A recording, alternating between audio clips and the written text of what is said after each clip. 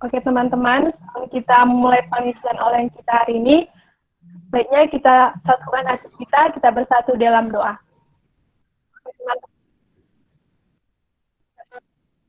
Terima kasih ya Tuhan untuk setiap kasih setiamu, Engkau memberkati kami. Ya Tuhan, terima kasih juga Engkau boleh menyatukan kami di pengisian online ini ya Tuhan. Tuhan, masih banyak teman kami yang belum bisa bergabung di pengisian online ini. Biarlah Engkau berkati setiap jaringan kami agar boleh kami belajar bersama di pengisian online ini. Berkati juga ya Tuhan Bang Benyari sebagai pembicara hari ini, biarlah Engkau memberkati dia, memberkati jaringannya agar kami boleh melakukan yang terbaik malam ini. Terima kasih ya Tuhan, segalanya kami serahkan kepadamu sebab Engkaulah Raja, kini dan sepanjang segala masa. Amin. Amin. Halo teman-teman, selamat malam, shalom buat kita semua.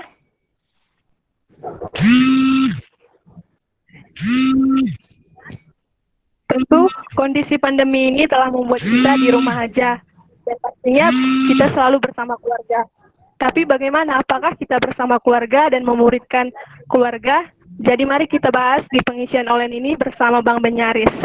Selanjutnya saya serahkan kepada Bang Benyaris. Oke, terima kasih teman-teman. Sebelum kita bersama-sama belajar firman Tuhan, mari kembali kita berdoa.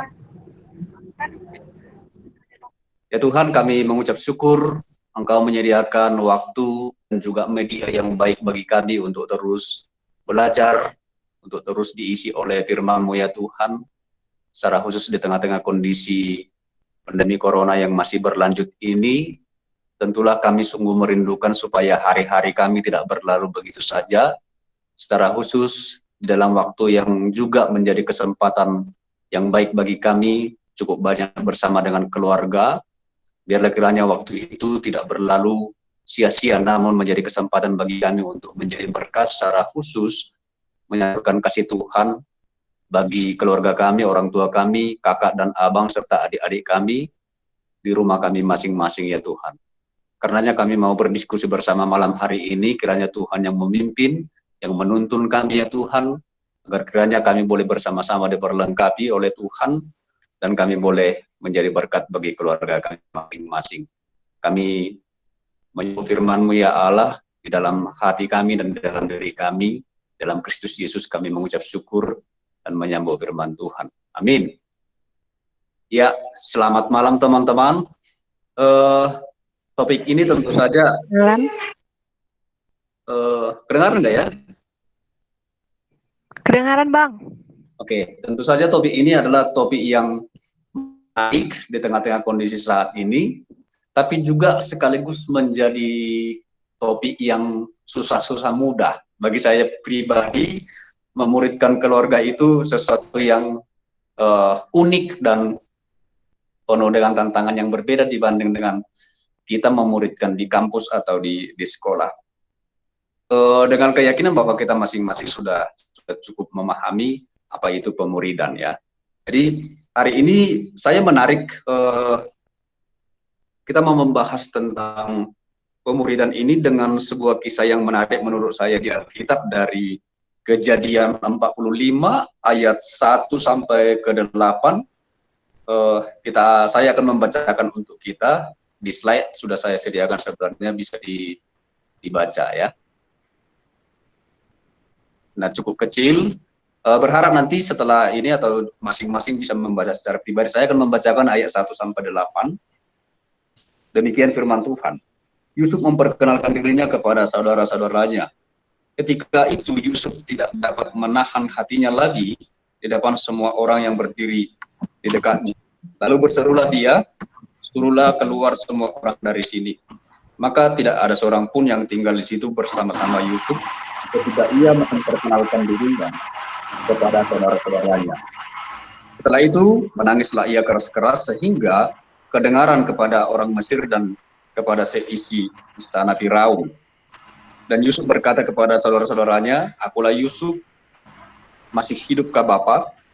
Tetapi saudara-saudaranya tidak dapat menjawabnya sebab mereka takut dan gemetar menghadapi dia. Lalu kata Yusuf kepada saudara-saudaranya itu, marilah dekat-dekat. Maka mendekatlah mereka, katanya lagi, akulah Yusuf, saudaramu yang kamu jual ke Mesir. Tetapi sekarang janganlah bersusah hati dan janganlah menyesali diri, karena kamu menjual aku ke sini. Sebab untuk memelihara kehidupanlah Allah menyuruh aku mendahului kamu. Karena telah 2 tahun ada kelaparan dalam negeri ini, dan selama 5 tahun lagi orang tidak akan membajak atau menuai.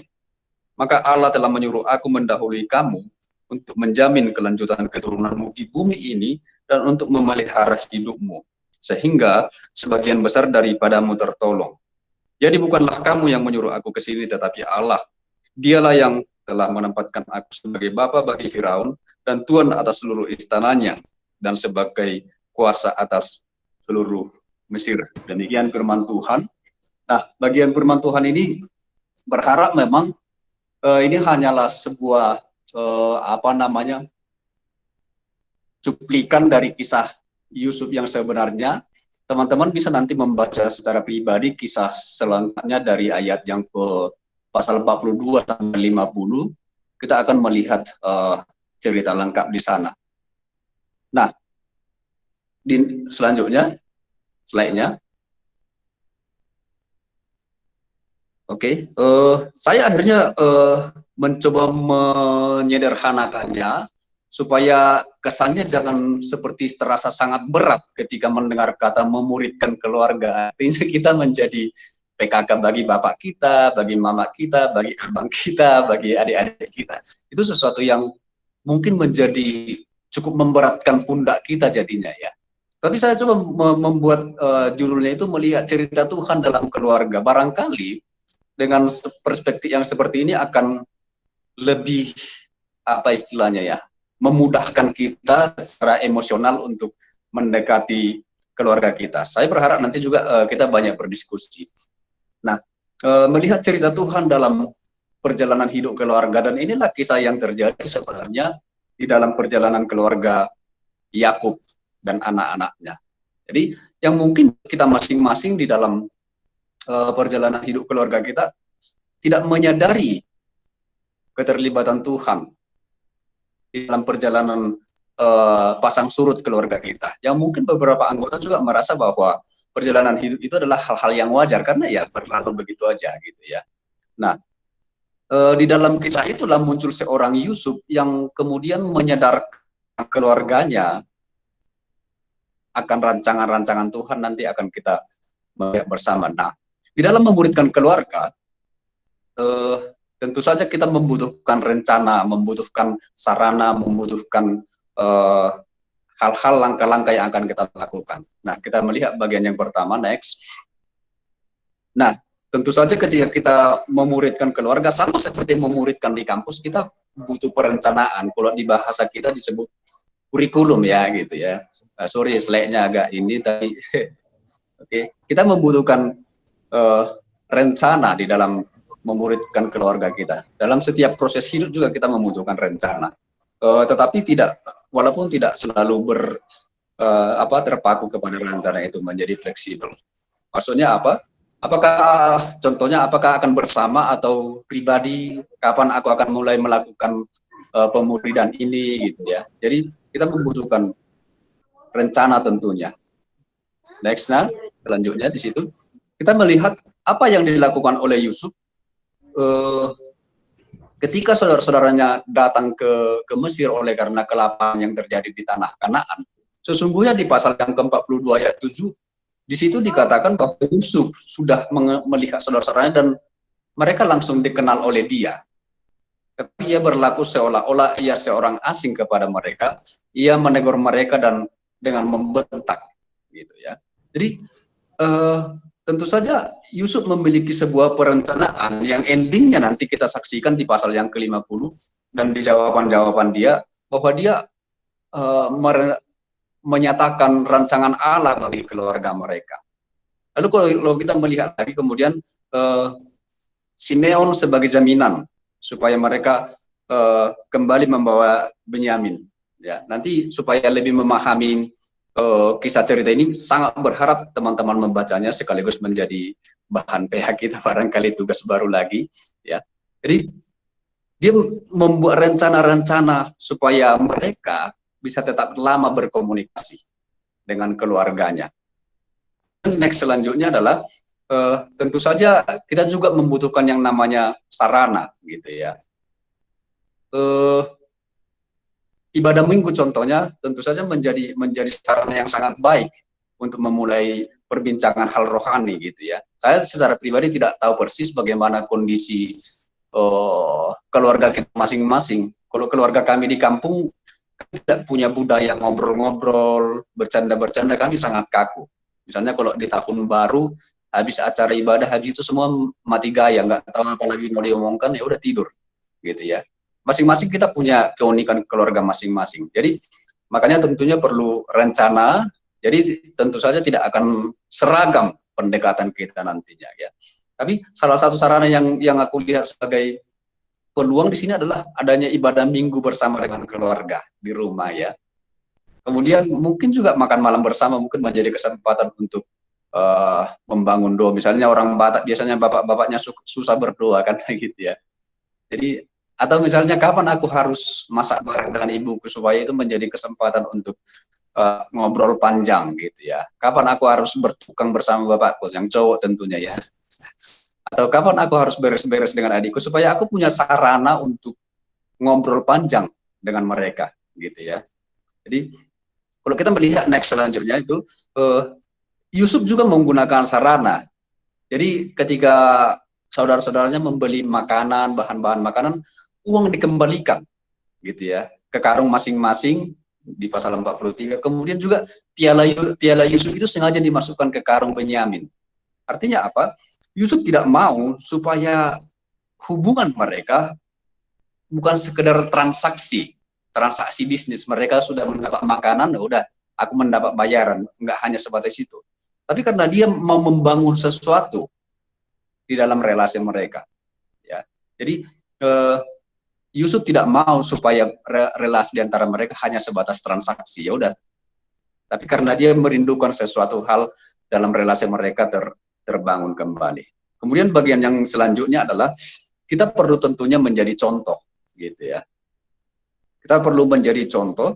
Jadi artinya seringkali apa yang kita lakukan lebih berarti daripada apa yang kita katakan. Secara khusus bagi orang tua kita ketika kita melakukan pendekatan, gitu ya. Jadi bagaimana kita mengampuni, bagaimana kita meminta maaf ketika salah, bagaimana kita mempergunakan setiap waktu kita, gitu. Jadi tetapi tentu saja ketika kita menjadi contoh tidak perlu berpura-pura menjadi orang yang sempurna di sana. Nanti kita berharap banyak diskusi, ya.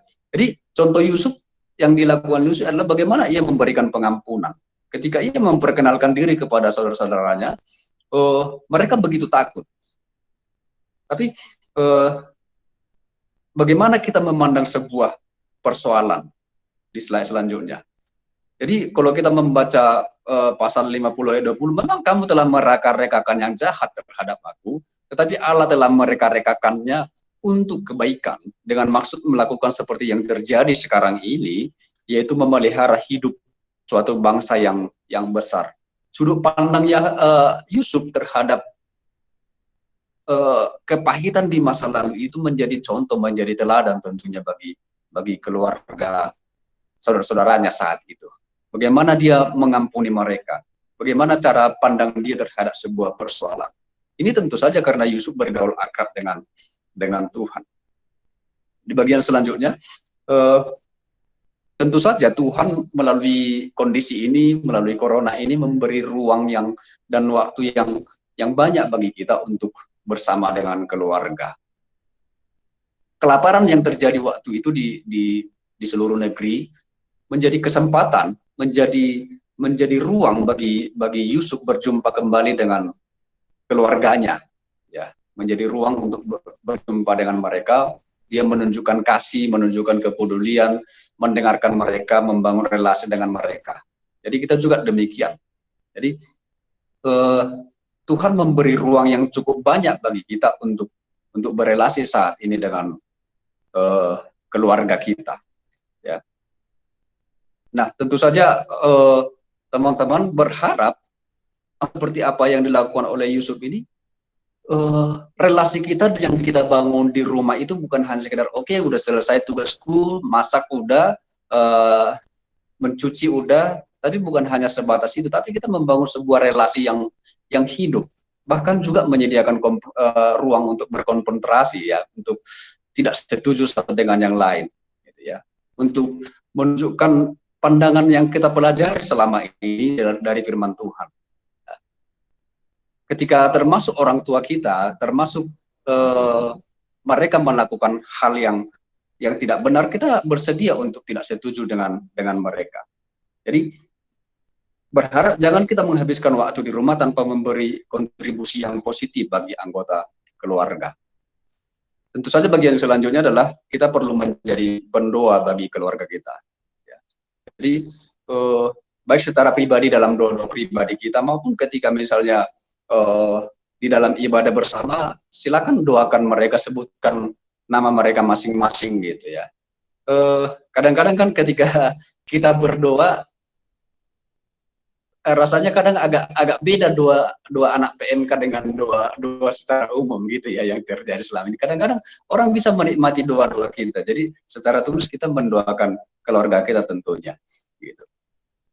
Nah, tetapi bagian yang menarik di dalam hal ini tentu saja butuh proses yang akan panjang nantinya ketika kita akan memuridkan keluarga.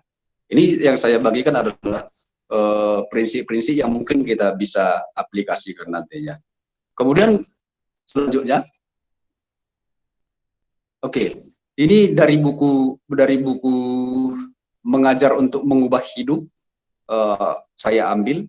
Ketika kita akan membimbing seseorang, memuridkan seseorang, maka perlu kita menyangkut tentang logos, patos, dan etos. Maksudnya adalah apa yang aku ketahui tentang Allah dan apa yang aku ingin keluarga aku ketahui tentang dia.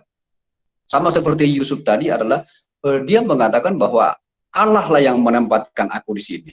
Maka dia ingin tahu supaya saudara-saudaranya mengetahui tentang apa yang dia ketahui itu. Kemudian apa yang aku rasakan tentang Allah dan apa yang aku ingin mereka rasakan tentang dia.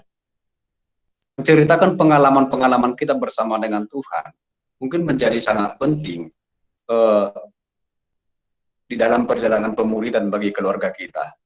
Kemudian apa yang aku lakukan untuk Allah dan apa yang aku ingin mereka lakukan untuk dia. Ya. Jadi bagian-bagian ini mungkin nanti bisa menjadi bahan diskusi kita bersama-sama. Nah, next, tentu saja karena kita menginginkan anggota keluarga melihat Allah bekerja di dalam perjalanan hidup keluarga kita dan kemudian bersama-sama mempermuliakan Dia. Dan saya mencoba menyimpulkan pemuridan dalam perenungan saya tadi pagi. Di pemuridan adalah sebuah proses di mana setiap anggotanya menikmati penerimaan, didengarkan, mendengarkan, pengampunan, perhatian, pemulihan, penghiburan, teguran, pemeliharaan dari Tuhan, yang semuanya itu dialami melalui kehadiran setiap anggotanya. Kisah ini sangat lengkap bagaimana Yusuf mendengarkan saudara-saudaranya. Jadi dia menyelidik gitu ya. Lalu kemudian mereka menerangkan, kami sebenarnya 12 bersaudara, tapi satu saudara kami sudah mati. Lalu sekarang ada Benyamin yang paling bungsu. Jadi Yusuf bersedia menyediakan ruang untuk mendengarkan mereka termasuk. Dan terjadi juga rekonsiliasi di dalam ini. Jadi ini adalah sebuah proses pemuridan yang mau kita bangun juga di dalam keluarga kita, di mana mereka menikmati penerimaan kita dan kita juga menyediakan telinga kita untuk mendengarkan mereka, menyediakan pengampunan. Mungkin ada luka-luka kita di masa lalu dari adik kita, dari saudara kita, dari orang tua kita, bahkan kita menyediakan ruang untuk membuka semuanya ini di dalam waktu yang panjang ini. Artinya apa?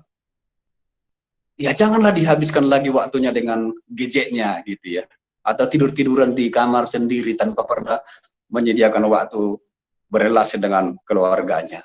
Gitu. Semuanya bisa berjalan tentram di dalam keluarga, tidak pernah ada masalah. Mungkin bukan karena keluarga itu harmonis, tapi karena tidak ada ruang perjumpaan di sana. karena semua sibuk dengan gadgetnya misalnya, dengan dirinya sendiri. Maka perlu kita merencanakan kapan aku akan berrelasi. Bukan berarti setiap jam kalian akan melakukan proses, tapi seluruh hidup kalian, seluruh hidup kita di dalam proses perjalanan keluarga itu, kita menyadari bahwa kita sedang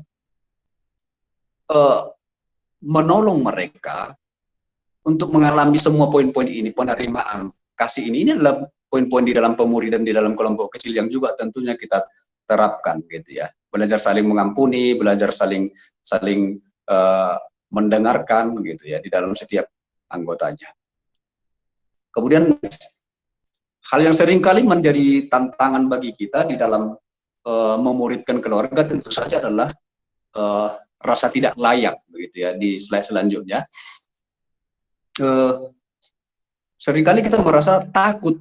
Karena apa? Kenapa menjadi sangat sulit untuk memuridkan keluarga? Karena mereka udah tahu siapa diri kita kan begitu ya. Luar dalam mereka udah tahu tentunya siapa kita. Busuk-busuk kita mereka udah tahu. Seringkali yang paling sulit untuk memuridkan itu adalah orang yang terdekat dengan kita. Karena di hadapan mereka kita nggak bisa berpura-pura suci gitu ya. Mereka udah tahu siapa diri kita. Tetapi keberdosaan kita seringkali adalah menjadi jalan untuk menuju pemuridan.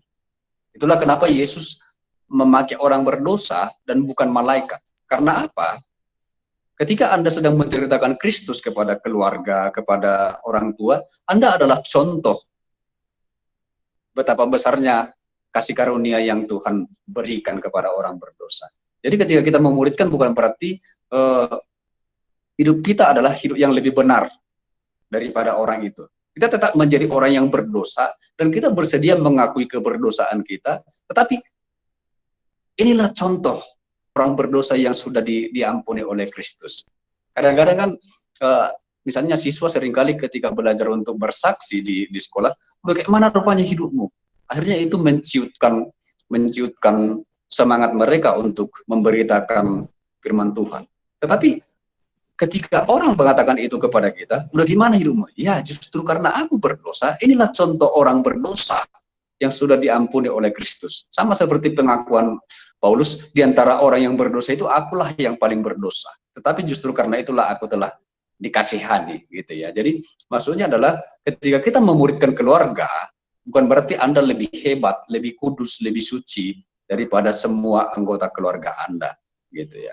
Tetapi kita memuridkan dengan penuh dengan kerendahan hati, dengan penuh dengan kesediaan untuk mengakui bahwa kita juga orang-orang yang berdosa. Ketika kita menjadi anggota PMK, KMK di kampus, bukan berarti hidup kita sudah lebih benar dibanding anggota keluarga kita. Tetap sama-sama orang berdosa. Bedanya adalah kita sudah menyadari penebusan Tuhan. Kita sudah menikmati kasih karunia Tuhan. Tapi mungkin ya beberapa anggota keluarga kita belum menyadarinya. Tapi poinnya adalah kita masih tetap sama-sama orang berdosa dan sedang berjalan menuju pembaharuan hidup. Ya. Oke. Bagian selanjutnya. Nah, ini adalah poin yang mungkin menjadi salah satu pembanding yang mungkin bisa menjadi contoh-contoh aja ini. Sekali kan orang yang ekstrim ketika saya pertama kali juga diajari untuk PI misalnya, Pak, kalau mati masuk surga atau neraka gitu ya. Kita bertanya kepada orang gitu ya. Kau nanti kalau mati masuk surga atau neraka, seringkali rentan orang tersinggung gitu ya. Jadi saya mencoba membandingkannya, mungkin akan lebih soft untuk membuka perbincangan kalau kita mengatakan, menurutmu cocok nggak aku masuk surga? Nah, kayak mana adalah hidup banyakkan dosamu. Lalu dari sana kita bisa masuk mengatakan, iya sih, aku memang nggak cocok masuk surga. Nanti pastilah kalian udah tahu tentang hal itu. Atau kau nggak cocok jadi murid Kristus. Atau menurutmu aku cocok nggak jadi murid Kristus. Ini mungkin lebih soft bagi kita untuk membuka perbincangan-perbincangan tentang kerohanian gitu.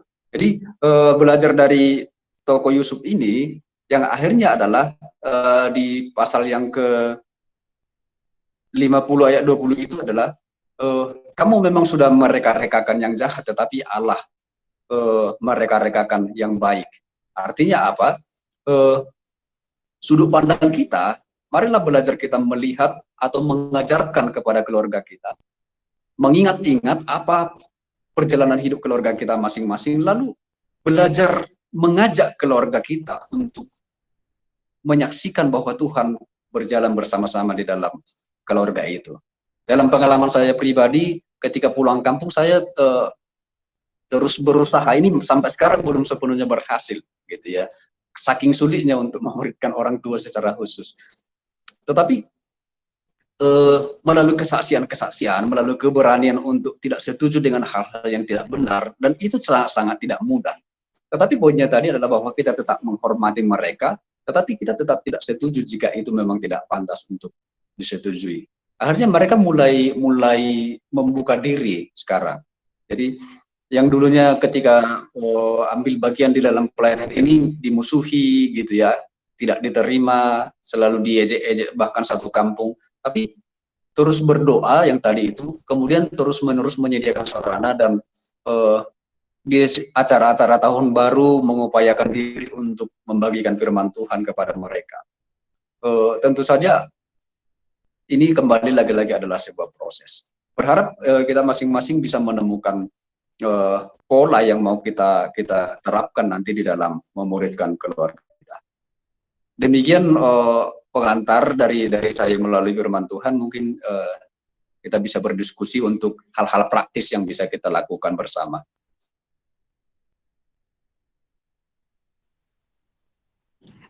Oke, terima kasih Bang Ben.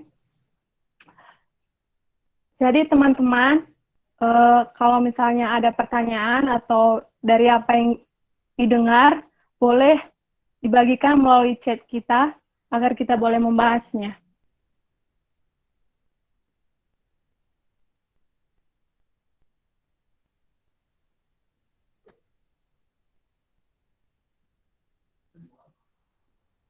Atau terlalu rumit ya yang dibagikan tadi ya?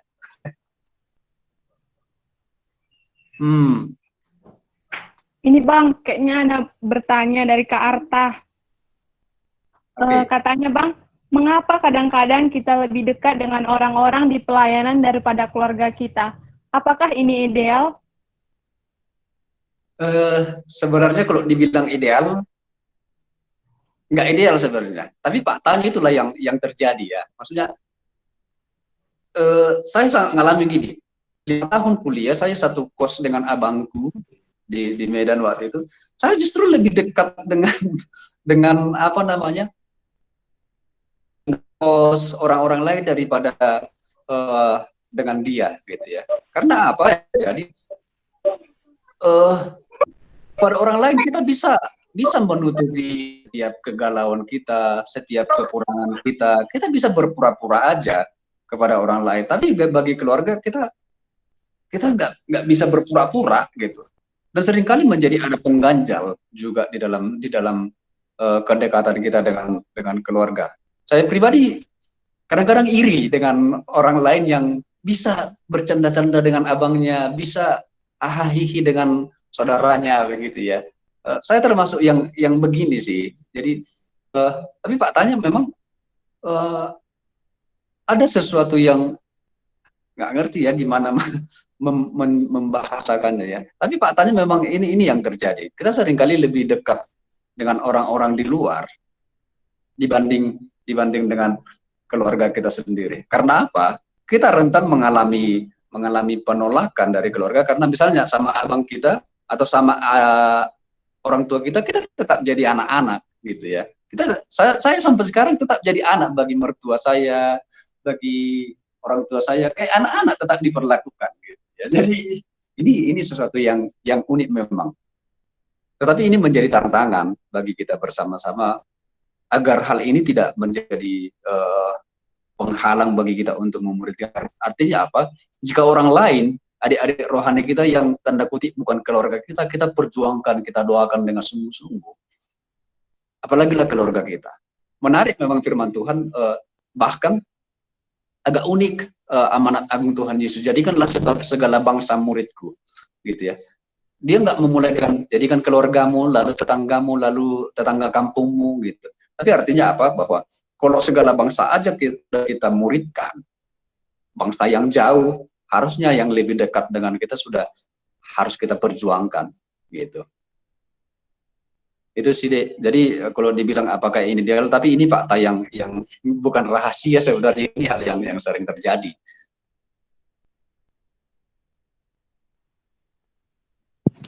Oke Bang, terima kasih. Teman-teman yang lain boleh bertanya melalui chat kita Bang. Teman-teman. Kayaknya masih lagi berpikir ya Bang. Kalau aku bertanya boleh Kak Bang? Boleh nanti dijawab Bang Tian. Di sini ada yang lagi live. Ini kan Bang, mungkin karena agak lama di rumah, Sorry, putus-putus. Ini kan Bang, mungkin karena udah lama juga di rumah dan bosan juga ya kan Bang. Tentu kita merasakan bosan dan jenuh kayak gitu, dan emosional kita juga naik turun gitu kan Bang. Jadi bagaimana kita mengatur hal itu Bang? Karena emosional kita naik turun, kadang-kadang kita menjadi salah berelasi kayak gitu Bang. Oke. Memang kalau saya pribadi memang tipe yang penyendiri, tipe yang membiarkan nyaman-nyaman aja sih. Tapi tiap orang memang kan, makanya saya tadi mengatakan bahwa ketika kita menjadi contoh bagi keluarga, bukan berarti kita menjadi menutupi setiap ketidaksetujuan kita atau termasuk kemarahan kita gitu, atau konfrontasi kita gitu. Tapi kalau kalian memang jenuh, kalian mau marah, agaknya marah itu bukanlah sebuah dosa, tetapi jelaskan kemarahanmu, jelaskan ketidaksetujuanmu kepada orang tuamu, kepada kakak dan adikmu. Kadang-kadang kan marah kita itu enggak kita tunjukkan, maksudnya kita enggak, orang tidak tahu apa marah kita, ya udah kita marah gitu ya. Jadi misalnya ada sakit hati sama kakak kita marah aja sama dia, tapi kita nggak pernah menjelaskan kita sakit hati karena perkataannya yang mana, sehingga dia nggak tahu mana bagian daripada perkataannya yang kita tidak setujui. Selain juga memang kondisi ini tentu membuat kita stres gitu ya. Maka artinya apa? Menjadi murid Tuhan bukan berarti membuat kita juga menjadi kebal terhadap stres itu. Tetapi lagi-lagi dalam hal inilah kita belajar terus-menerus untuk menunjukkan bagaimana kita jujur terhadap persoalan yang kita hadapi, dan kita berjuang juga di dalam untuk tidak berdosa keluar dari sana. Maksudnya sama seperti kepada adik-adik kelompok kita, kecuali kita memang masih terus berpura-pura terhadap adik kelompok, maka kita bukan menjadi orang yang sudah sempurna kerohaniannya terhadap adik-adik. Dalam poin-poin tertentu kita perlu menunjukkan emosi kita, menunjukkan emosi bukan kemarahan, tapi apakah itu suka tertawa atau marah atau murung, itu tetap perlu secara jujur kita ekspresikan gitu sih. Dan itu berharap bisa menjadi dikomunikasikan dengan clear di dalam keluarga, karena seringkali yang terjadi adalah ada sebuah persoalan yang diributkan bukan persoalan utamanya, tetapi yang diributkan itu jadinya emosinya, akhirnya persoalan yang utamanya tidak ditemukan karena emosi yang menguasai. Maka selalu berikan ruang untuk diam, berikan ruang space untuk sebelum meresponi sebuah masalah. Saya pribadi sering begitu. Ketika saya dengan pasangan kadang-kadang 1-2 kali cekcok, belajar untuk menarik diri, memproses persoalannya, sehingga kita bisa dengan jernih menghadapi persoalan itu. Temukan persoalan yang sesungguhnya, gitu ya. Kadang-kadang bukan apa yang dilakukan orang yang salah, tapi memang respon kita yang udah nggak tepat. Itu dipengaruhi oleh relasi kita juga dengan Tuhan. Kompleks sebenarnya kita membahas tentang itu. Tapi upayakan, ini menurut saya sangat efektif, upayakan memberi ruang, memberi space sebelum kita meresponi terhadap sebuah problem. Ruang untuk diam, berpikir dengan jernih. Itu sih. Ini ada cukup panjang ya pertanyaan-pertanyaannya. Oke, makasih Bang. Ini lagi ada pertanyaan dari Friends Damani. Bang, bagaimana mengatasi perasaan sulit untuk terbuka dengan keluarga sendiri, bahkan cenderung tertutup, bahkan sulit untuk membuka topik obrolan Bang? Mungkin Bang Tian bisa kasih masukan tentang hal ini. Aku pribadi memang keluarga kami termasuk yang begini. Jadi kalau aku nelpon sama mamaku atau sama bapakku atau sama abang-abangku, kami 5 bersaudara, 5 menit itu udah lama kali. Gitu ya. Iya serius, udah lama kali. Sama, Sehat Bang. do, gitu. Sehat do, oh kau mah horas mada, gitu-gitu aja. Beda dengan keluarga mertua. Jadi mau panjang lebar ditanya kayak ayam, ditanya cucian, ditanya semua lah ditanya. Kadang membuat stres.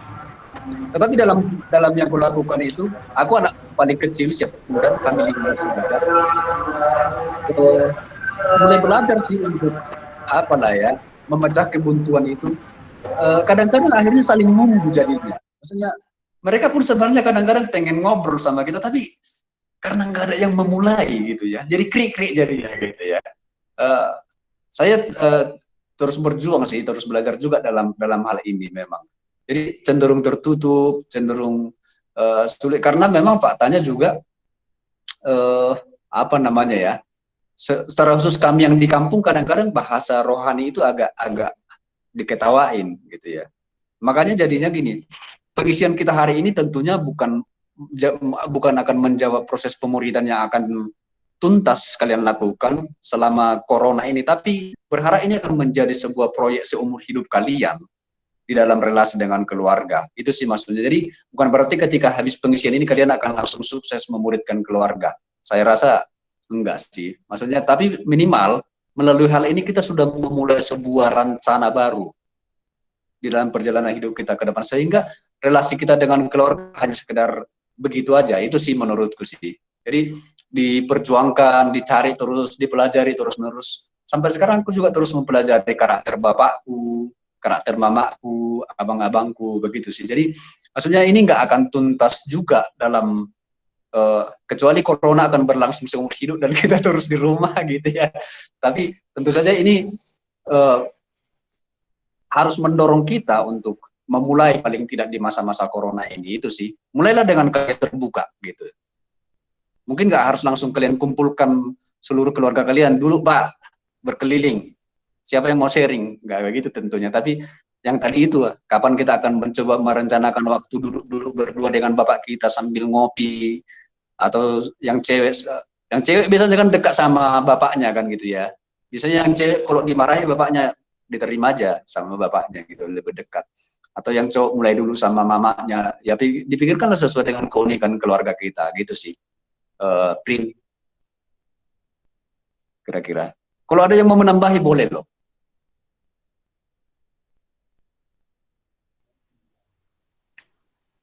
Berarti kita harus lebih kreatif juga ya Bang dalam keluarga kita ya Bang.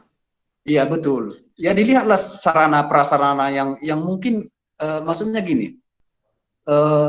Ketika dalam suasana tertentu ya pekalah melihat kondisi maksudnya. Ya jangan cuek-cuek aja maksudnya. Jadi ketika kalian melihat misalnya bapak kalian lagi duduk bersiul-siul mengasah pisaunya, pisau kesayangannya, ya dekatilah dia, bikinlah kopinya, duduklah bersama dia. Mungkin hari pertama masih diam-diam, apa yang mau aku bilang, aku ngalamin gitu sih. Oke Bang, ini juga ada pertanyaan dari Bang Juditi Nambunan. Kenapa seringkali orang tua tidak mendengar kita Bang? Contohnya kita seringkali mengajak orang tua ibadah bersama, tapi tidak ada respon dari orang tua Bang. Bahkan sudah melakukan pendekatan ketika berdua bersama orang tua, sama sekali tidak ada respon Bang. Kira-kira seperti apa lagi yang bisa dilakukan Bang? Sejak aku mahasiswa mengenal Tuhan lewat kelompok kecil, juga mengupayakan ini. Gitu. Tapi justru setelah menikah ini, bapak kami itu pun kalau kami pulang kampung baru ya sekali-sekali dia gereja kalau kita telepon gitu. Lagi ini adalah proses yang ada yang bisa cepat berhasil, ada yang enggak. Salah satu contohnya adik kelompok siswa itu bapaknya itu pemabuk gitu ya. nggak pernah gereja, nggak pernah makan bareng di rumah gitu. Dan ini menjadi topik doa kami waktu itu. Bapaknya dia sangat rindu supaya bapaknya dimenangkan. Lalu berbulan-bulan ini kami doakan, kami susun rencana, pernah nggak kalian makan bersama? Aku bilang, enggak. Coba usaha kalian makan bersama, gitu ya. Ya dia mencoba beberapa bulan nggak berhasil juga. Tapi dia terus mengupayakan, sampai akhirnya mereka punya waktu untuk makan bersama dengan rancangan-rancangan dia yang dia sengaja masak lah, gitu ya. Lalu disuruhnya bapaknya berdoa, nggak mau, gitu kan. Selanjutnya terus diupayakan supaya bisa makan bersama. Sampai suatu saat dia pulang sekolah, sampai di rumah didapatinya bapaknya lagi nulis-nulis gitu ya. Lalu dilihat dia, bapak nulis apa? Disembunyikan bapaknya tulisannya itu. Di dasar terus ternyata bapaknya lagi nulis doa gitu ya. Ya sama biar belajar dulu aku berdoa kata bapaknya. Jadi sampai kemudian bapaknya akhirnya mau memimpin doa makan gitu. Dan menariknya adalah akhirnya mereka punya ibadah keluarga gitu. Tapi tentunya itu berbulan-bulan sangat panjang dan kami doakan gimana belum berhasil bang, kami doakan masih mabuk bapak bang gitu. Tapi ya pemuridan itu unik ya, maksudnya itu nggak hanya berbicara kini tapi juga nanti. Kita nggak tahu gimana juga cara Tuhan untuk bekerja melalui kita dan untuk orang tua kita bahkan saudara-saudara kita. Intinya sih tetaplah upayakan, tetaplah doakan, tetaplah perjuangkan.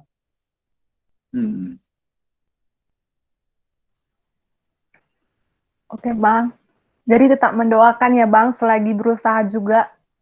Iya. Oke Bang, ini ada juga pertanyaan dari Kak Herli Ginting.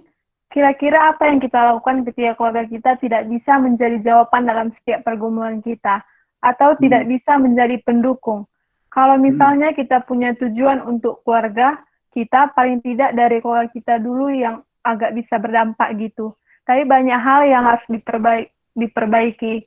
Kadang rasa benci itu timbul dalam hati, dan kadang benci sama diri sendiri gitu Bang. Menurut Abang gimana ya Bang? Gitu Bang. Unik sih ya, maksudnya faktanya adalah gini, sekalipun mereka orang tua kita, lebih tua secara usia dari kita atau abang-abang kita, rohani mereka mungkin aja masih rohani anak-anak. Maksudnya kerohanian kita bisa aja lebih tinggi, itulah dulu bahasanya aku gunakan ya, dibanding mereka. Karena faktanya adalah lahir baru setiap orang kan beda-beda. Nikodemus waktu setelah tua gitu. Jadi makanya jangan heran banyak bapak-bapak di kampung disuruh berdoa waktu pertanyaan misalnya, oh mau maknya gitu ya. Maksudnya karena faktanya memang jika mereka memang belum lahir, kita aja kadang udah lahir baru menghadapi persoalan aja kita kadang-kadang belum bisa gitu. Karena apa? Kita masih dalam proses tumbuh kan. Kita belum menjadi, ini faktanya ketika kita lahir baru, kita tidak serta-merta menjadi orang yang bijak, orang yang tahu semua firman Tuhan, cara menghadapi persoalan. Kita tetap di tubuh yang sama, orang yang berdosa, gitu. Tapi tetap menjalani proses transformasi hidup. Lagi-lagi ini saya garis bawahi kata proses ini, termasuk dalam pendekatan dengan keluarga kita, gitu ya. Jadi ketika keluarga kita tidak bisa menjadi jawaban dalam setiap pergumulan kita, ya carilah sahabat yang bisa mendukung kita, sahabat rohani, keluarga di dalam Kristus ya, sahabat-sahabat satu KTB yang bisa mungkin menjadi teman kalian untuk berbagi beban gitu. Itulah gunanya juga barangkali ya. Termasuk kayak kasus si adik yang tadi, aku pun kadang-kadang, aduh yang nggak mampannya doa kami kadang-kadang ngerasa kayak gitu karena saking lamanya proses dia untuk mendekati bapaknya gitu ya. Jadi kadang merasa bersalah gitu ya. Jadi tetapi lagi-lagi kalau dibilang jadi benci agak apa maksudnya? Kalau benci timbul dalam hati gitu. Aku termasuk sebelum lahir baru orang yang membenci bapakku karena pemabuk keras. Sejak kecil kami hampir tidak pernah bapakku malam tidak pulang tanpa mabuk ke rumah. Waktu SMA, aku berpikir gini, seandainya mati ini aku nggak akan nangis. Gitu. Tapi setelah mengenal Tuhan, belajar, oh biar bagaimanapun ini bapakku. Gitu. Seringkali dia menyakiti mamaku gitu ya. Jadi bahkan pengen membunuh dia, bahkan pernah terpikir begitulah ya. gitu. Tapi bersyukurnya kita ditangkap di dalam pelayanan mahasiswa, sudut pandang kita berbeda lagi-lagi. Jadi kita belajar mengasihi mereka gitu ya. Jadi yang harus kita mulai memang adalah belas kasihan. Kita harus mengasihi keluarga kita supaya kita juga terbeban untuk mendoakan mereka gitu ya. Jadi kupikir sih kalau ada yang sampai benci, kenapa akhirnya Yusuf tadi berhasil? Karena dia tidak menyimpan kebencian, perlakuan abang-abangnya di masa lalu hampir membunuh dia, tapi akhirnya menjual dia. Kalau dia membenci keluarganya, tidak mengampuni keluarganya, tidak mungkin dia akan bisa melayani mereka sedemikian rupa yang tadi itu. Memperkenalkan Allah, perbuatan Allah di masa lampau dan masa kini kepada mereka. Gitu. Jadi kuncinya juga adalah kita bisa mengampuni, kita bisa menerima keluarga kita yang tidak sempurna, keluarga kita yang mungkin ya beragama sih, orang Kristen sih, tapi ya kita tahu lah ya gimana gitu. Jadi kita harus menerima fakta itu, supaya di dalamnya kita bisa masuk perlahan-lahan, menuntun mereka memperkenalkan Kristus di dalam cerita keluarga kita. Saya pribadi mengalami ini mulai bernostalgia dengan mama kami, dengan orang tua kami. Iyalah ya, sakit kali dulu hidup kita, tapi baik kali Tuhan. Akhirnya dia pun mulai iya ya gitu. Jadi maksudnya bernostalgia dengan masa lalu, masa-masa sakit, masa-masa berjuang dulu gitu. Lalu di sana kita menyaksikan bagaimana pemeliharaan Tuhan gitu. Jadi minimal bapak kami asal kami pulang dia mengupayakan untuk gereja gitu ya. Sekali-sekali juga kalau dia gereja kadang-kadang dikasih tahu dia lah biar agak apa pamer dia gereja aku tadi. Itu sih maksudnya. Ya Pak, tanya memang banyak yang harus diperbaiki di dalam keluarga kita. Dan lagi-lagi ini proses yang panjang. Intinya kita harus berjuang.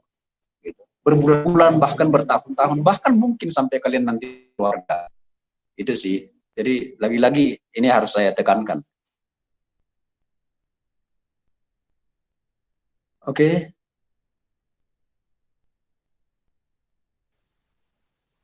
Oke, terima kasih Bang. Ini lagi ada yang bertanya Bang dari kelas Tiur itu. Bagaimana kita memulai komunitas Bang? Salah satu alasan buat mengapa orang yang percaya mereka tahu komunitas itu bagaimana komunitas.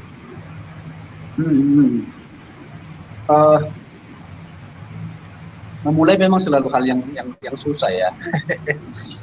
Seringkali memulai yang paling susah dan mengakhiri juga susah. Sama kayak pengkhotbah itu biasanya. Memulai susah, mengakhiri juga susah. Lagi yang tadi itu sih, maksudnya jangan dibayangkan ketika memuridkan keluarga harus seideal kelompok kecil di kampus. Enggak begitulah. Pemuridan yang dimaksud enggak selalu berbicara tentang kelompok kecil. Tapi itu berbicara tentang seluruh relasi yang kita bangun. Baik secara pribadi dengan adik kita, mungkin kita mulai aja dulu dari yang paling mudah kalian dekati barangkali ya. Apakah itu biasanya lebih gampang ke adik kan? Kalau melawan kita tokohkan. Ya. Maksudnya ya dimulai aja dengan yang paling mudah untuk kita dekati barangkali. Suka noko abangnya. Gara-gara nggak ada adiknya. Kenapa? Abang ajar kami noko adik gara-gara nggak ada adik abang. Maksudnya sekali.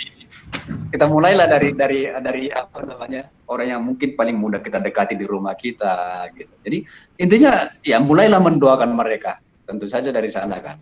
Mulailah mengasihi mereka dengan segala, karena ya kita pun punya kebencian juga memang kesalahan dengan adik-adik kita. Mulailah mengampuni mereka. Mulailah untuk maksudnya apa? Pengampunan itu yang dilakukan oleh Yusuf ini bukan berarti melupakan perbuatan buruk di masa lalu. Tetapi Yusuf mengatakan di pasal 50 ayat 20 itu, memang kamu telah merelakan yang jahat, tetapi Allah telah merelakan yang baik. Bukan berarti Yusuf sudah melupakan perbuatan mereka di masa lalu. Tetapi dia menerima itu, gitu dia. Jadi pengampunan itu bukan berarti kita melupakan semua yang buruk di masa lalu, yang dilakukan oleh mungkin keluarga kita, tapi kita tetap mengingat itu, tapi kita sudah tidak sakit lagi mengingat itu dan tidak merasakan kebencian terhadap mereka oleh karena tindakannya itu. Jadi maksudnya gini, ketika ada sakit hati dari masa lalu misalnya, ya mungkin itu adalah kesempatan yang Tuhan izinkan bagi kita untuk belajar mengampuni, gitu kan, menjadi lebih kuat gitu.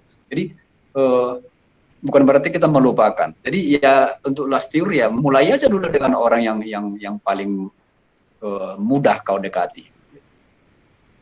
Dan yang paling utama lagi-lagi bukan soal teorinya. Ketika kita memuridkan kita tidak sedang menjadi pengkhotbah juga bagi mereka. Mulailah perbincangan-perbincangan yang ringan, ekspresikan kasihmu dengan tulus kepada mereka gitu. Berikan perhatian. Kok makin beda last year ini ya. Dulu di tokonya, sekarang digergaji misalnya. Maksudnya diberikan perhatian gitu. Jadi itu sih, mulai berikan perhatian yang tulus, bukan karena kalian mau memuridkan mereka, maksudnya gini, bukan karena ada tujuan terselubung, tapi karena kita mau tulus mengasihi mereka. Karena itulah inti dari pemuridan kan. Kita membagikan kasih kita kepada mereka. Ya belajar harus tanda kutip nekat sih, mungkin pertama kalian akan ditertawai ya, faktanya memang begitu kan, gak ada jalan mulus bagi pemuridan. Gitu sih Las. Kalau apa datang nanti ke rumah ngopi-ngopi kita. Kenapa sih kalang di sana? Ada ayam abang ini, wajib dipotong ayam kan bang?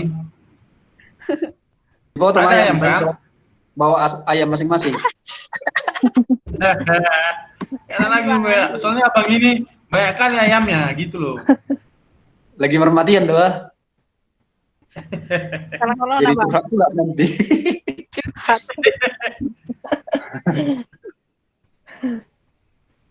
Oke Bang, jadi Oke. itu ya Kak Las. Ini Bang ada lagi pertanyaan dari Christina Tarigan. Apa yang harus dilakukan apabila orang tua selalu membela adik bahkan ketika yang dikerjakan pun tidak benar? Ketika kita mengingatkan adik tersebut, malah kita yang jadi salah. Sejauh ini menurutku aku tidak hanya berbicara namun sudah memberikan contoh. Tapi ketika ada kesalahan yang kubuat, aku seakan-akan dipojokkan. Dinilai berbanding balik dengan pelayanan dan persekutuan yang kukerjakan. Terima kasih, Ya. Bang. Kasihan kali ya.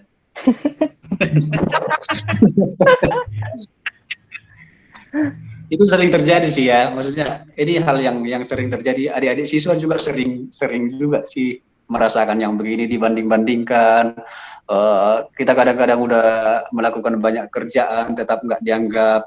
Ketika adik kita melakukan sesuatu kayak mendapat apresiasi, kita nggak mendapatkannya gitu ya.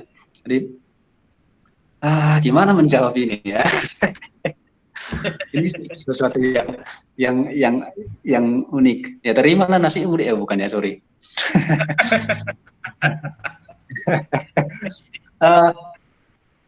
Sekali lagi begini sih maksudku, belajarlah untuk terus mengerjakan bagianmu, bukan demi, lagi-lagi ini tidak akan mudah, karena ini sangat manusiawi. Maksudnya hal yang paling menyakitkan itu adalah ketika orang yang kita kasihi menyakiti kita. Rasanya kadang-kadang gini, perlakuan orang yang kita kasihi sama kita sama aja dengan perlakuan orang lain, tapi rasanya kok lebih sakit ya ketika keluarga kita misalnya mengatakan hal yang sama gitu kan. Kadang-kadang lebih sakit rasanya gitu. Karena mungkin memang faktanya gini, orang tua kita itu, termasuk orang tuaku, adalah orang tua yang tidak ideal. Mereka adalah orang tua yang, ini maksudnya bukan sedang menuduh semua orang tua itu buruk, tapi faktanya adalah banyak di antara mereka itu ya nggak kayak kita, misalnya sebelum menikah ada pranikahnya, ada konselingnya, sehingga yang terjadi adalah proses pembesaran kita itu, pembesaran ya, apa istilahnya ya, proses apa istilahnya itu, pengasuhan kita itu, proses mengasuh kita itu bukan sebenarnya keluarga Kristen yang ideal. Aku membayangkan gini, seandainya orang tua aku dulu itu adalah orang tua yang ideal, mungkin akan lebih bagus lagi gitu ya maksudnya. Tapi bersyukurnya adalah kita berjumpa dengan pelayanan mahasiswa yang membuat sudut pandang kita berbeda gitu. Lagi-lagi sama seperti si Yusuf ini kan diberangkatkan dari situ, saudara-saudaranya cemburu dengan dia, lalu akhirnya dia dijual kan begitu. Tapi beruntungnya adalah Yusuf ini adalah orang yang dekat dengan Tuhan, yang menikmati Tuhan, sehingga dia punya pengampunan, termasuk kepada saudara-saudaranya yang menjual dia. Gitu. Artinya adalah, ya di sini mungkin dibutuhkan pengampunan kita terhadap adik-adik kita. Jangan sampai kita akhirnya membenci dia. Nanti kau jual pula adik, bukan? Jadi si Yusuf dia di tanah Mesir, gitu. Gitu kan. Tapi pengampunan. Jadi ya kita selain ini gini, maksudnya tetaplah juga jalin komunikasi dengan teman-teman KTB-mu, menikmati pengampunan dari Tuhan, pemulihan dalam dirimu, sehingga juga bisa mengampuni orang tua kita yang juga tidak ideal itu, gitu. Poinnya sih begitu sih. Jadi ya tetaplah juga kerjakan bagianmu dengan sukacita, dengan atau tanpa pengakuan, dengan atau tanpa pujian mereka, gitu. Itu Tin Christina ya. Christina Tarigan, Bang. Nah gitu kira-kira Tin. Yang lain bisa nambahi barangkali kalau ada pandangan yang ini. Bisa juga nggak setuju kok, nggak apa-apa. Oke, makasih Bang Ben. Teman-teman masih ada yang mau bertanya atau membagikan apa yang didapat? Nah, boleh juga sih. Maksudnya berbagi pengalaman yang sudah mengerjakan juga mungkin bisa menolong kami juga kan? Iya Bang. Atau teman-teman bisa mute audionya yang mau cerita, sharing, curhat. Mumpung ada dari Sri Kalang ya kan, jarang-jarang.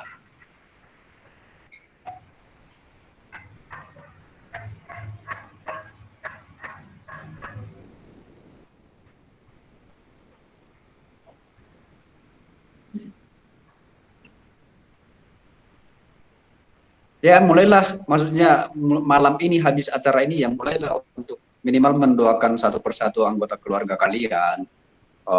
Tuhan minta supaya Tuhan juga menolong kalian untuk memuridkan mereka, minta supaya Tuhan membuka jalan untuk kalian menjangkau mereka, berelasi dengan mereka, selesaikanlah hal-hal yang mungkin menjadi sakit hati kalian, ketidaksukaan kalian, hal-hal yang begitu sih. Jadi karena nggak ada sih yang nanya. Kalau aku berbagi boleh Bang? Oke. Aku setuju sih dengan apa yang disampaikan Bang Ben. Kalau menurutku sama kayak pemuritan biasa, ya memuridkan keluarga juga.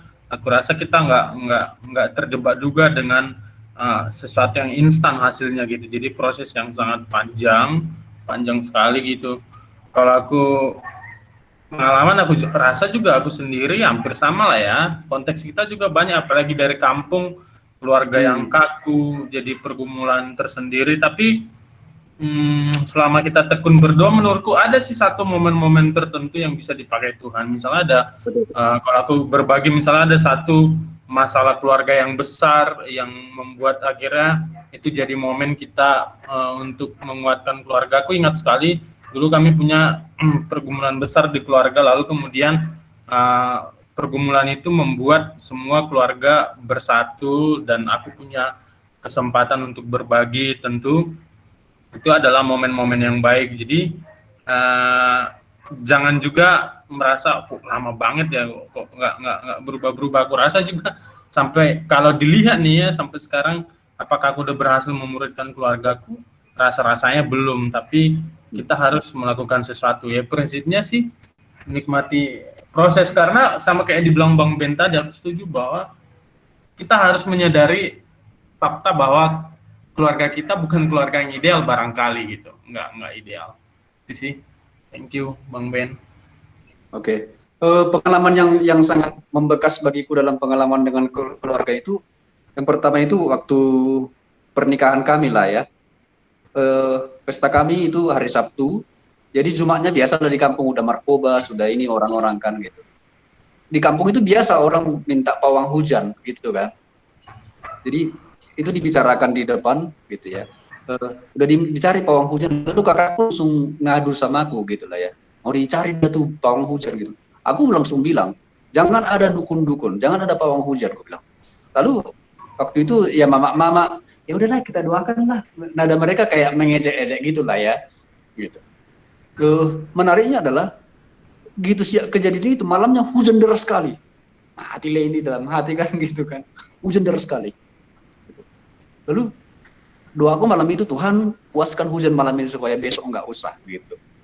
Lalu kemudian menariknya besoknya sampai selesai acara ada jam 8 malam nggak ada hujan sama sekali. Lalu ngumpullah malamnya bersama dengan keluarga besar, briefing lah istilahnya gitu kan. Dari malam udah takut kami gitu. Ngobrol-ngobrol lah gitu kan. Lalu datang nyeletuk ada orang turis, memang nampaknya kawan ini rajin berdoa katanya. Jadi maksudnya kita berani juga menyampaikan kesaksian kita hal-hal yang tidak kita setujui. Mirip dengan Bang Tian juga tadi, pernah juga ada sebuah masalah besar dalam keluarga kami. Waktu itu aku udah staf tahun kedua di Sidikalang. Lalu pas aku nelpon mamaku, orang tuaku, menanyakan perkembangan masalahnya, mereka lagi di rumah orang pintar gitu ya, menanyakan gitu ya. Lalu aku dengan berani pulang dari jangan gitu. Lalu dibilang mereka gini, kalau adanya solusimu pulanglah dulu kau katanya. Bingung juga aku gitu kan.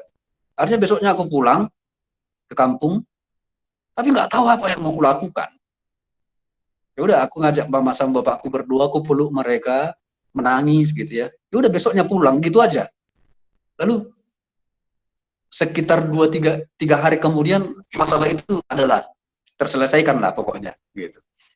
Lalu semenjak itu kalau ada sesuatu yang di rumah kami, mama kami akan nelpon, doakan dulu ya gitu. Jadi lagi-lagi ada sih perjalanan hidup yang Tuhan pakai juga untuk menunjukkan dirinya. Percayalah bahwa Tuhan melebihi kreativitas kita, melebihi akal kita untuk menyatakan dirinya. Tapi lagi-lagi kita harus siap untuk peka juga melihat pimpinannya. Dan bersiap juga untuk ditolak, bersiap untuk tidak. Lagi-lagi yang tadi itu, berulang-ulang saya sampaikan akan proses yang panjang. Itu sih.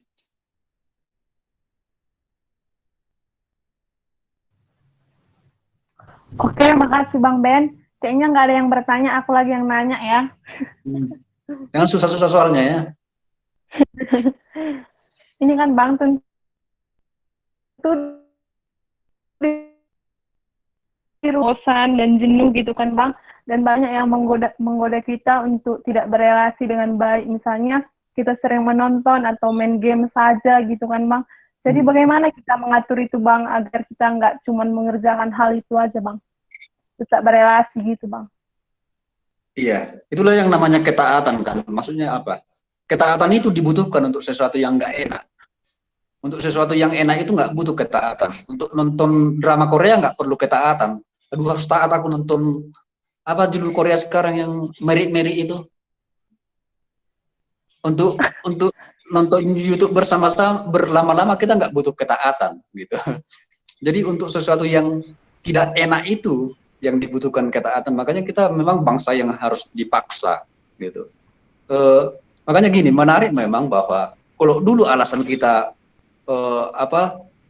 kadang-kadang alasan kita nggak maksimal melayani di kampus apa? Aku harus ini sama keluargaku gitu kan. Tapi sekarang banyak waktu kita dengan keluarga, kita manfaatkan nggak ya? Gitu kan. Jadi kadang-kadang banyak orang yang begitu mengatasnamakan keluarga, akhirnya melayani. Tapi setelah banyak waktu dengan keluarga, sama drakor juga, sama game juga, ular-ular gitu kan. Tapi kita harus memaksa diri, harus memacu diri. Aku pribadi kadang-kadang tergoda memang untuk di waktu yang panjang gitu ya, untuk menyanyiakan waktu. Tapi kita harus belajar memperketat jadwal kita gitu ya, terukur dia. Nggak salah kok main game, nonton drakor, nonton ini, tapi sekali lagi kita harus pintar-pintar lah. Jangan pula jadi waktunya lebih banyak habis di sana kan. Terlalu sayang menurutku kesempatan ini untuk kita lalui. Jangan sampai nantinya kita sesali masa-masa ini, akhirnya kita minta corona lagi sama Tuhan. Gitu kan. Minta corona lagi supaya waktu bisa diulang lebih banyak di rumah bersama keluarga gitu kan. Jadi ya harus memaksa diri sih kita ini memang. Ingatkanlah dirimu sendiri, bentuklah ketaatan-ketaatan yang bisa kau kerjakan gitu.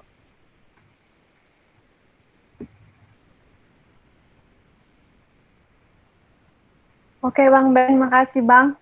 Kayaknya nggak ada lagi yang mau bertanya Bang. Oke. Atau Bang Tian masih ada yang mau disampaikan? Yang mau dikurangi Nggak juga ada bisa lagi. kok. Udah pas itu porsinya. Oke. Ya udah, selamat memuridkan lah ya di tengah-tengah keluarga kita masing-masing. Ya sama-sama kita berjuang dan saling mendoakan.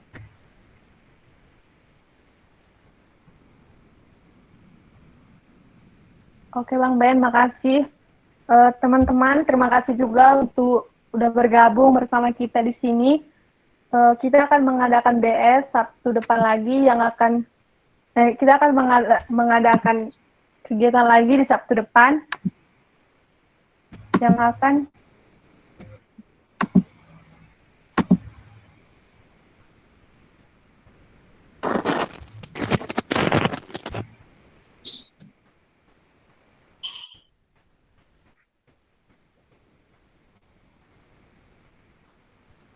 ini kita akan mengadakan kegiatan lagi di Sabtu depan pemilihan online bersama Bang Triawan Wicaksono.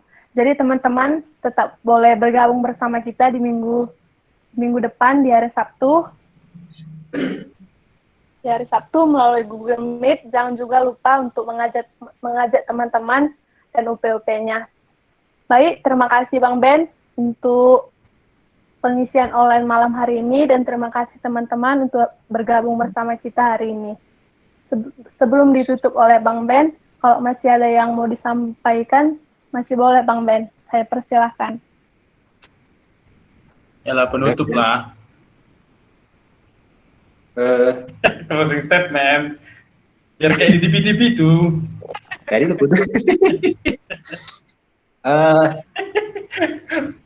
Ya itulah, satu kata, ini adalah proses yang panjang, itu aja sih. Jadi ditekunilah prosesnya seumur hidup, bukan hanya saat corona ini.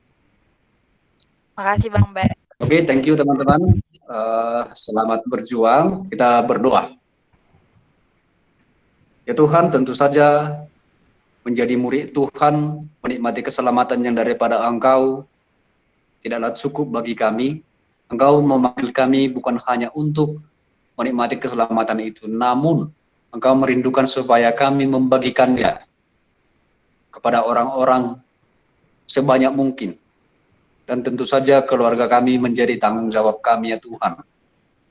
Oleh karenanya ya Allah, biarlah kiranya Engkau yang akan menolong kami, memimpin kami, memperlengkapi kami ya Tuhan, agar kiranya lewat segala keterbatasan kami, lewat segala kondisi keluarga kami masing-masing ya Tuhan, kehadiran kami boleh membawa Kristus di dalam keluarga kami, baik kepada orang tua kami, kepada kakak dan abang kami, kepada adik-adik kami ya Tuhan.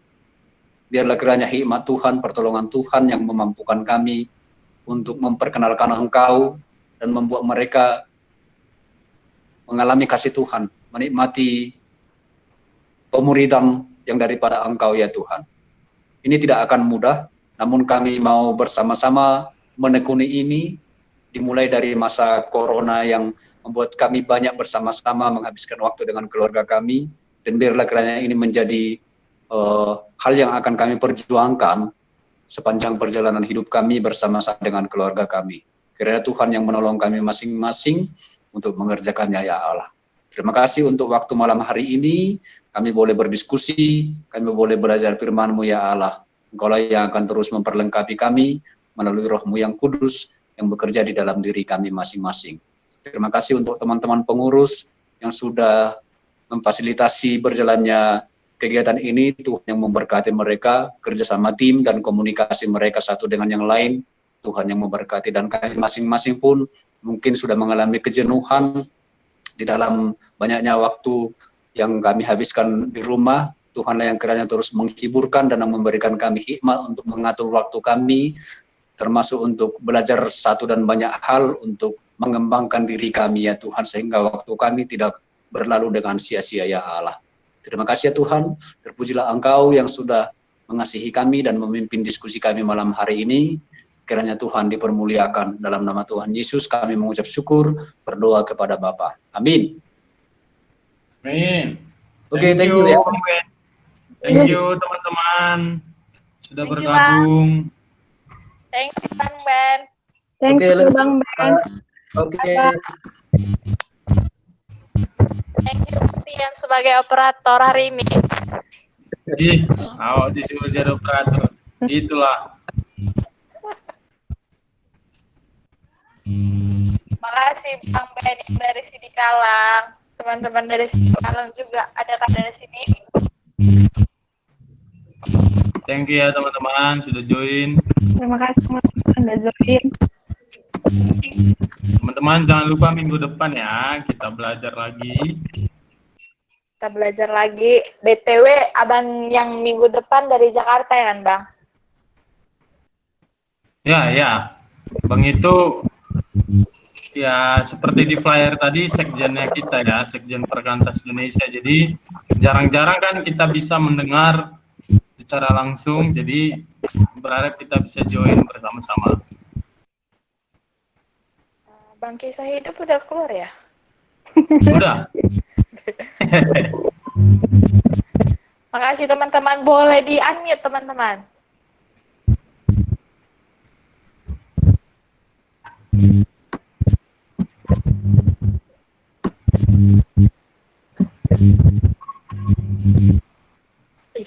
Halo Kak Mary dari Nias.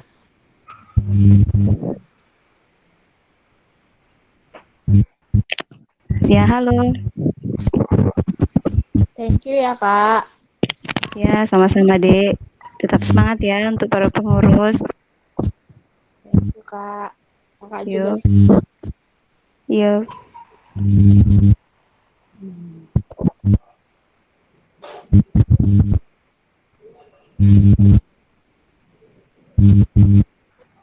Yuk.